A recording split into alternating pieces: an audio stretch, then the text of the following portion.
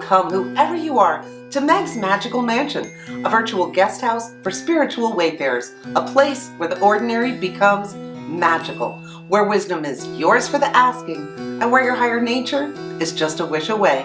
Thanks for joining us here today at the Magical Mansion, and today it's day 4 in the 12 Days of Yule Challenge. How are you enjoying this challenge so far, Parfait? Oh, I'm loving it. It's so much fun. And I hope everybody's watching not only our content, but there's a lot of creators. If you just look for the hashtag 12 Days of Yule, you should be able to find a lot of content for everybody that's working on the challenge. So please check out everybody's content. There is some amazing stuff out there, and I know you're going to want to see it. So today we're talking all about divination and crafts and fun things like that. And you know, this time of year I like to use runes, so we're going to talk a little bit about that.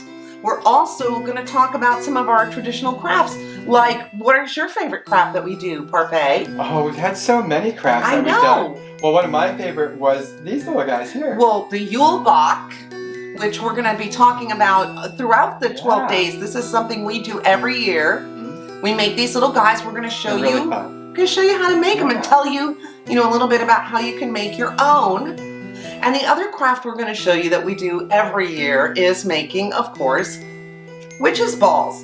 And we have some hanging up there. So stick around because we're going to be talking about the Yulebok and the witches balls. And we'll throw in a little bit about using runes for divination as well. Why not? So stay tuned.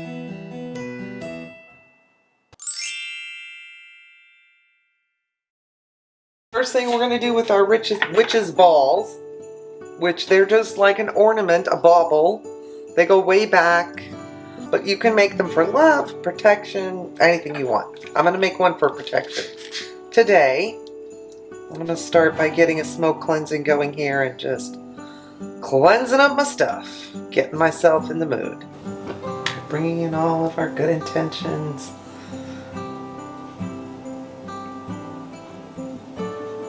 Make this spell powerful, protective energy.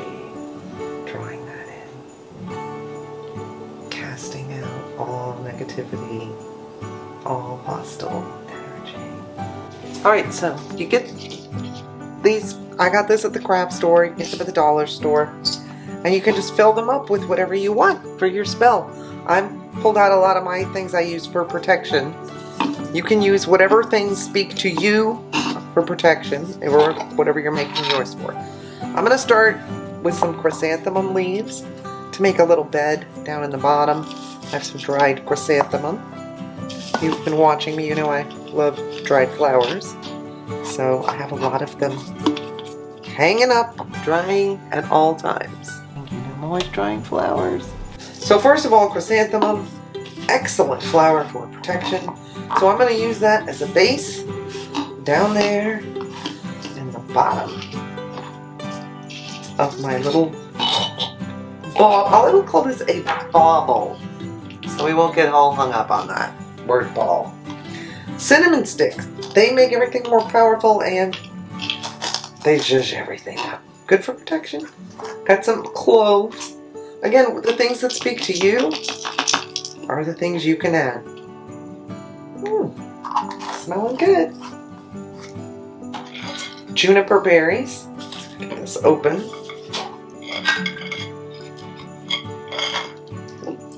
Juniper berries in there. They're getting away.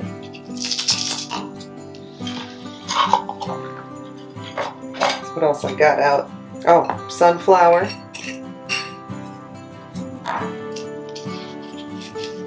Some sunflower in there.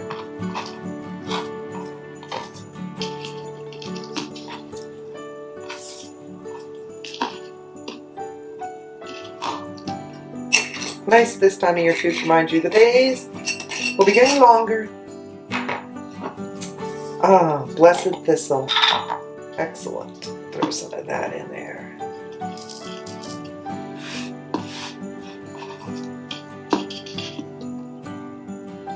Yeah, this is good for hexes and protection and breaking hexes. So if you feel like anybody's got any bad juju going against you. Oh, yeah.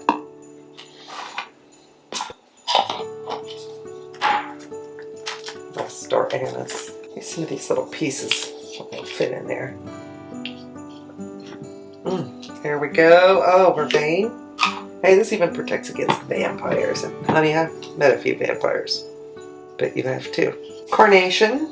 This actually brings a lot of balance, but it is good for protection, strength, and healing. But I think it's going to just bring a lot of balance to everything too. Oh, that almost didn't want to go in there.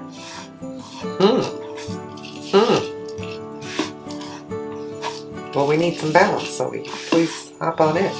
And I think the last thing I got out was some mistletoe. This one also protects against werewolves, breaks hexes, general protection. I've met a few werewolves, I bet you have too. Now, once you fill your witch's ball up with all of your delightful little protection goodies, and again, this is not an exact list of anything you have to use. Anything you use for protection, anything that means that you can let the universe know. Once you put the lid back on your ornament, we're going to seal this up with some wax.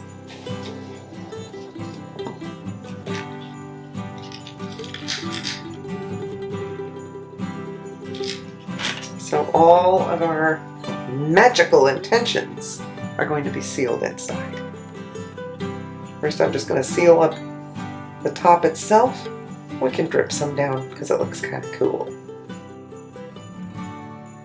And you can meditate while you do this and put all your intentions into your witch's ball.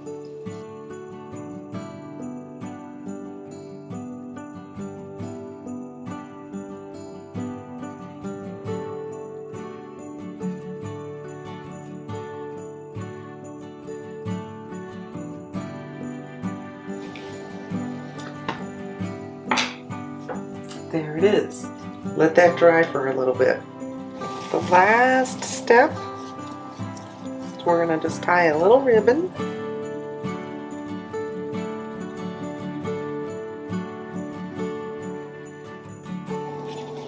And there you go. There's a little witch's ball. You can hang it up in your window. You can hang it up in your doorway. You can hang it on your tree. I'm going to go hang mine up.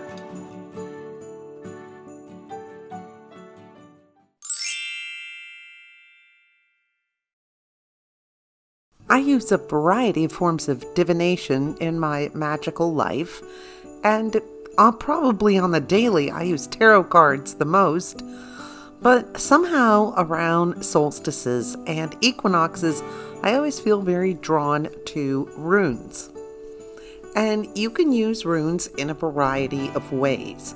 You can just do a traditional casting of the runes, where you lay down a white cloth and you cast the runes on an east-west axis, or you could be facing the sun, and you cast out 3 runes and you read the ones which have fallen right side up. And depending upon whether it's reversed or not will, influence its meaning and how you read it with the other ones. You can also use a pendulum with your runes. You can either put the runes in a circle and then use the pendulum, asking your question to get your answers, or you can use a rune board where the runes are already carved onto the board, and then you just hold the pendulum over the center of the board and divine away. There's some other ways you can use runes if you don't want to do a full casting.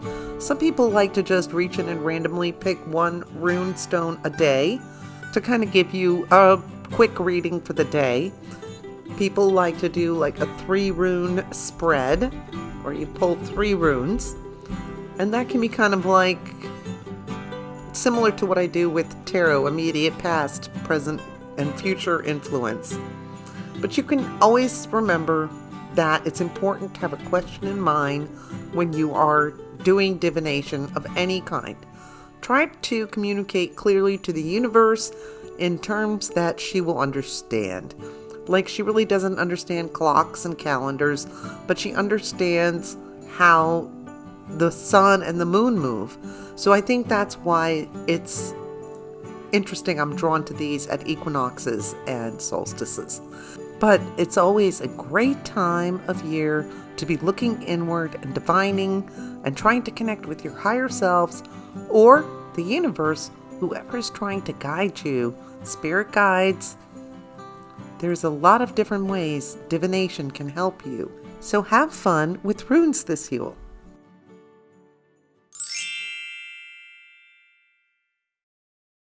So here are the materials you need to make these adorable Yule Goats. Of course, you need straw. You will need a pan to soak your straw in, some kind of plain string so you don't waste all your good string, and then some red embroidery floss or any kind of red thread or twine or anything like that, and some scissors. All right, let's get started. The first thing you need to do is start to bundle up some of your straw and try to find pieces that are similar in length.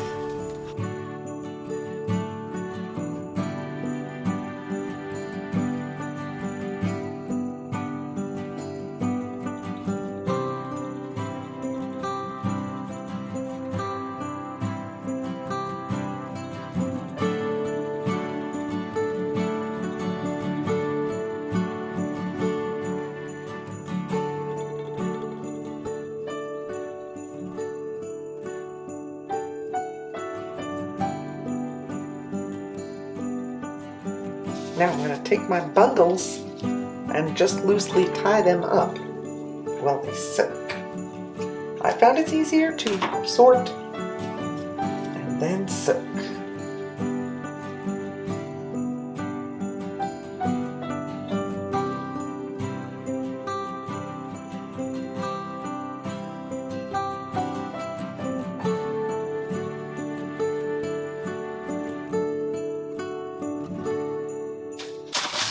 Now we're going to fill this up with water.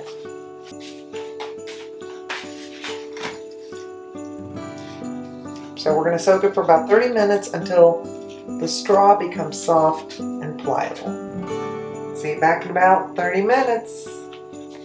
All right, we're going to make some goats. Start with, let's take a look at some of our different straw categories. We have long straw. These I had for the little horns for the goats. We got some shorter straw. We got some medium straw. Okay, so I'm going to take about half of that. And I'm going to try to really line it up this better now and get the pieces sort of ending up, you know, end to end. If it's not quite long enough, I try to get the ends to match up as well as I can. Alright, now we're going to kind of tie enough to make a tummy area. Wrap it around a few times. One thing with these goats, you will be doing quite a bit of tying. Snip and snip. And you can scoot them around a little bit once you have them tied. And then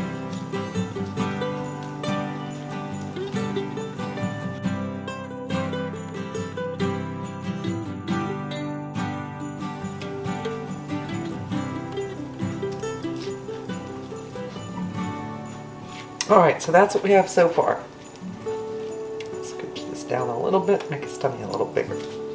Now, this is going to be his back end, his posterior.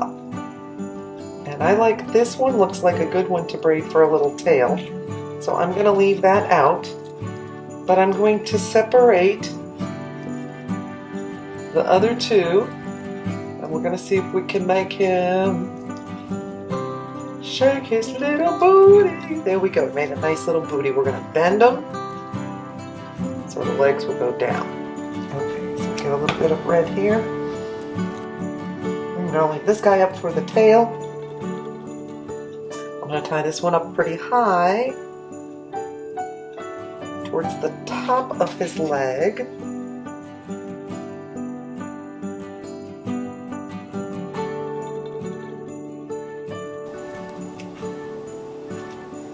Now I'm going to tie the bottom of the leg here.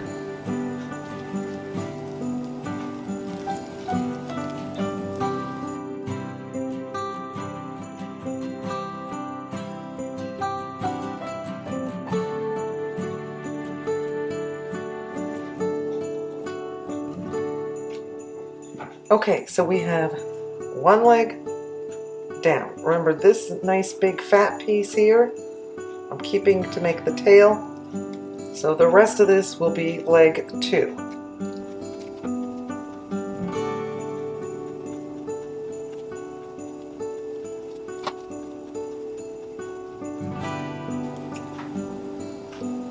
Okay, and I just keep bending those down so it'll make it stand up.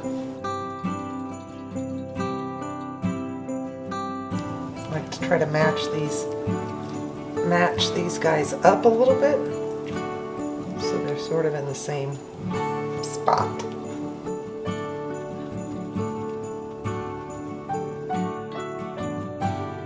Really trying to tie these knots as tightly as I can. Now I'm not going to trim the feet yet, leave them because you want to get the front done and trim them all at once.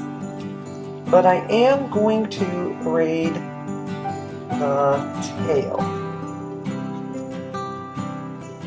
And that means I'm going to split this fat guy. This is why I picked a chubby ubby wubby, so that I can hopefully, maybe, so let's see if I use the scissors. Alright, so now I have 3 strands and I'm just going to braid my tail.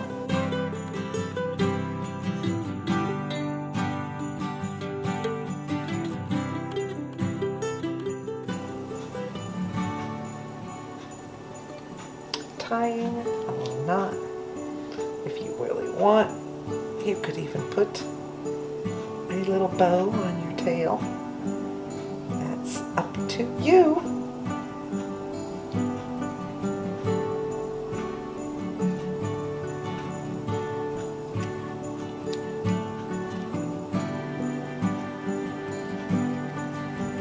And then if you curl it up while it is wet, I'll trim this a little bit. So you can trim the ends, curl it up while it is wet.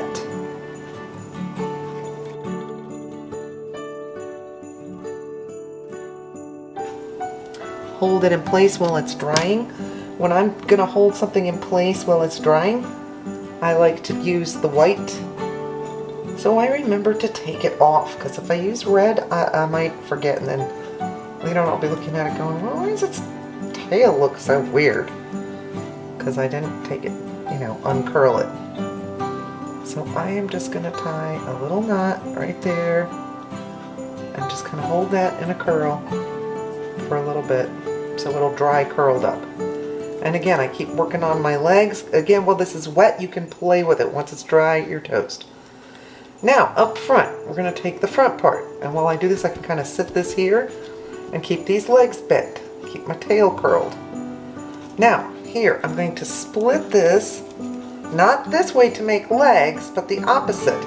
I'm going to put half of it down, which will become the legs. So this part's going to become the legs. This part is going to become part of the neck. So this is going to get split again into making 2 legs. And I usually put a little bit more down here for the legs, but don't worry, because they're both going to get, a little extra fluff here. So I'm going to make another little pile like this. Now, this is kind of the tricky part. So, I have it like this.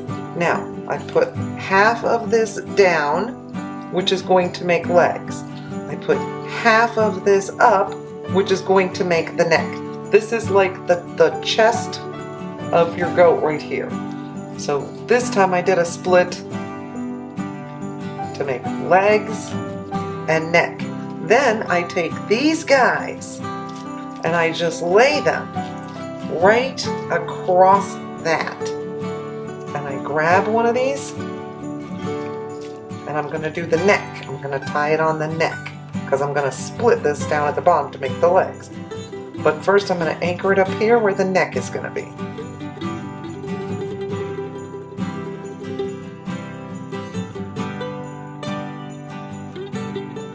And that is going to start your neck. Now down here, it's going to get split again in two to make the legs, but we'll do that in a minute. We're going to continue up here and make the second part of our neck. So we're going to grab another piece of red, and we're going to, if you make it look too long, it looks like a giraffe or something. So you know, goats don't have a super duper long neck.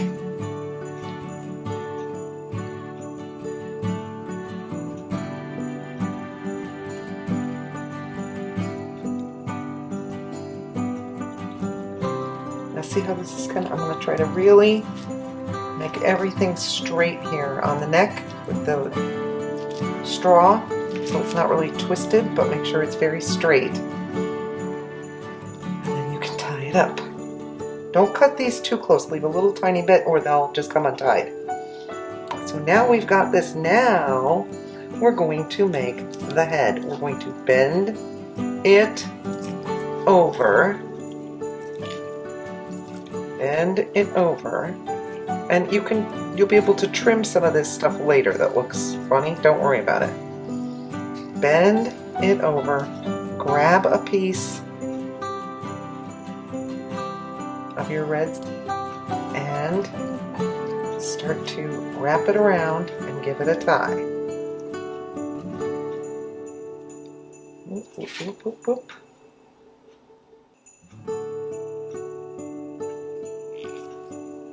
Good little goatie. Now I'm making my intentions at the same time I'm doing all this. I'm thinking about how these goats are going to be beautiful conduits for everyone who uses them to help them with their intention setting.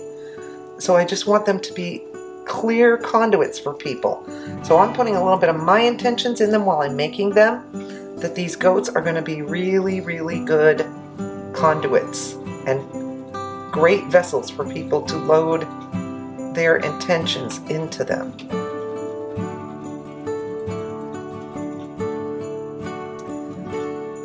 Now, you still want to bend that down a little bit more. Sometimes, if I really want that down, I will take a piece of white and I will seriously tie it here, just like that. So that I can see, you can see how that will hold this down while it's drying. And that will keep his head in a downward position. And this is going to make the head, and I can kind of trim a little bit there. Not too much or it won't work. Now, while that's there, one other thing I might want to do is trim down my nose so I can work on my legs. So I'll go ahead and cut the nose. And now I can work on these front legs. So I'm going to split it in half. Alright, that looks good. Now I'm going to split the front legs in half. And of course tie up at the top.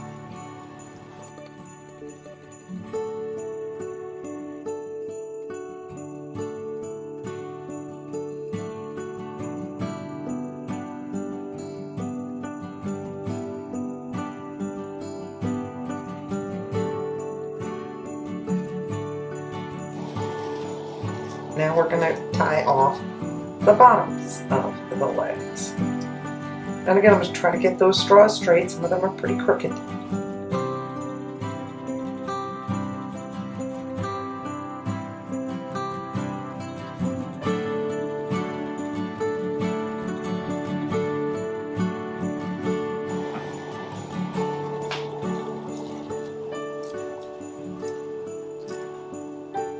Now we're going to cut the feet. So what I'm going to do is just kind of make this. And if I think these look too long or he's too crookedy, I can always kind of fix it. Now, let's see how he's going to stand. Not bad. That's pretty good. I think his back legs are a little bit too high, so I'm going to trim them down a little bit more. There.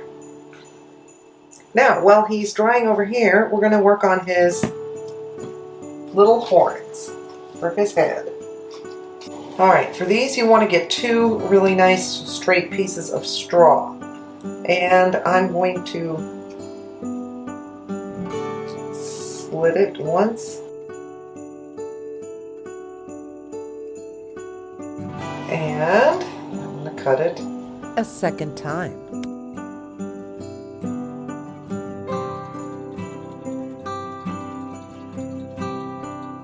Okay, I think I have 3 I can use. They're a little wobbly, but I'm going to go for it. And flip it that way. Basically, all you're going to do is, again, braid them like you did the tail. But when you're braiding this straw, you want to fold them over rather than just, you know, try to braid them flat. And don't worry if it starts to curl because, hey, it's going to be a horn. We want them to curl up.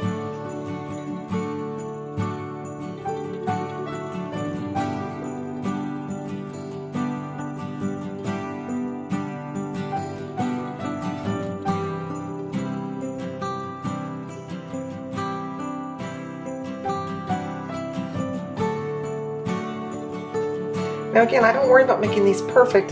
Number 1, they're supposed to look rustic, and number 2, we are going to be throwing them into the fire and burning them. So I'm just not going to get too artistically caught up in something that, you know, it's more of a symbol. But you could trim any loose little bits that you see here. See a couple more here, just trim them. It'll be fine. And then of course what I'm going to do is trim this end. It's too long. And we're going to twist it up. Twist it around and use a piece of the white to tie it in place while it is drying.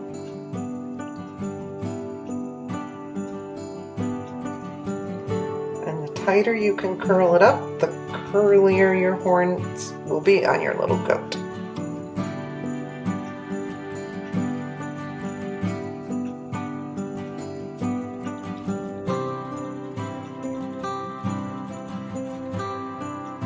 So now we're just going to leave this one to dry, and we're going to make the second one because we'll need 2.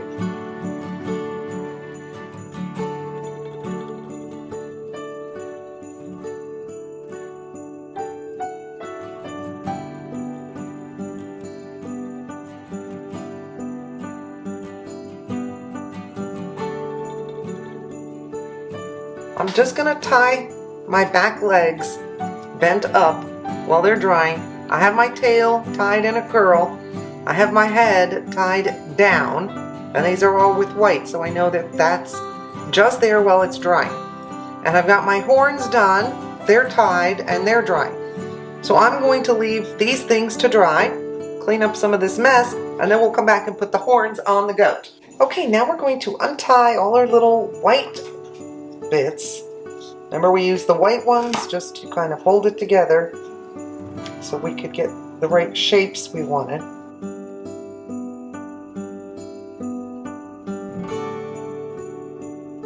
Our little guy will stand up a little bit better in the back end, and his little tail looks a little curlier.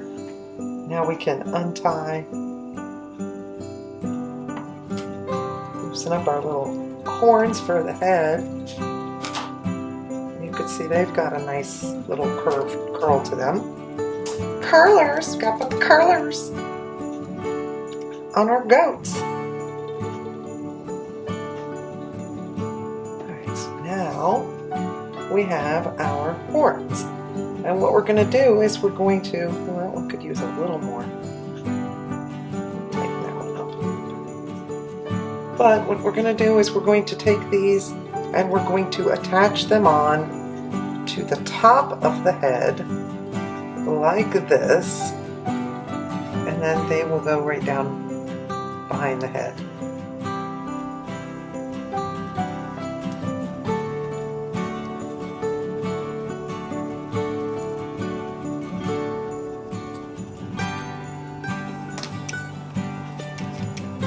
And then we're going to trim these right off nice and even with the end of the nose.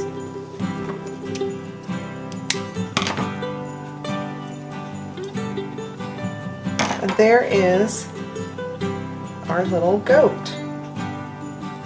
And he's not quite dry, so I could still do a little more positioning if I want to. All right, there he is. Hello. Well, I hope you enjoyed seeing a little bit about how we swing it with the craft stuff here at the Magical Mansion, and enjoyed seeing our witches balls and how I make the cute little Yulebok. You like the Yulebok? Yes, don't eat my Yulebok. So, and don't forget, in the words of Buddha, 1,000 candles can be lit from a single candle, and the life of the candle will not be shortened. Happiness never decreases by being shared. Thank you for sharing your time and attention with us here today at the Magical Mansion. And don't forget to check back tomorrow for day 5 of the 12 Days of Yule Challenge. Until then,